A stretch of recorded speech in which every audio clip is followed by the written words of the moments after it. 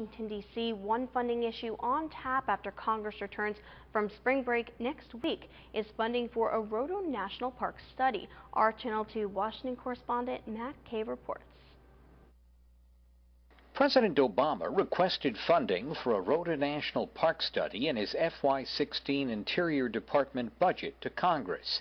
And while no specific dollar figure was included, the Rota Park study was mentioned as part of $1.8 million in aggregate funding for park studies.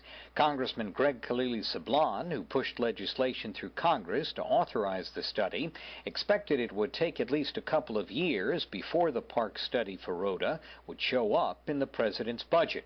The National Park Service gave its blessing to a Rota National Park study during a 2013 Senate hearing, but argued to put the study at the back of the line behind a backlog of 30 other studies. But the budget request still specifies that previously authorized studies be done first, and then newly authorized studies, which it says may take 3 to 6 years to complete. A preliminary 2005 review found Rota's natural and cultural resources merit protection and are likely suitable and feasible for a national park.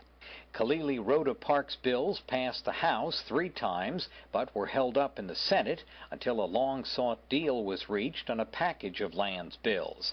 Now Senate Energy Chair Lisa Murkowski succeeded in attaching it to the National Defense Authorization Act. The Rota Cultural and Natural Resources Study Act, covering prehistoric, historic, and limestone forest sites, is seen as a potential boon to local NMI tourism and jobs. The President's FY16 budget also includes funding for operation and maintenance of American Memorial Park. The Park Service supports, but has not committed funds to Sablan's proposal to create an annex on Tinian to the Saipan Park to preserve and interpret World War II and ancient Chamorro artifacts that could be put at risk by military exercises. DoD committed in 2011 to seek funds to recover and preserve historic artifacts. On Capitol Hill, Matt Kay for KSPN Channel 2 News.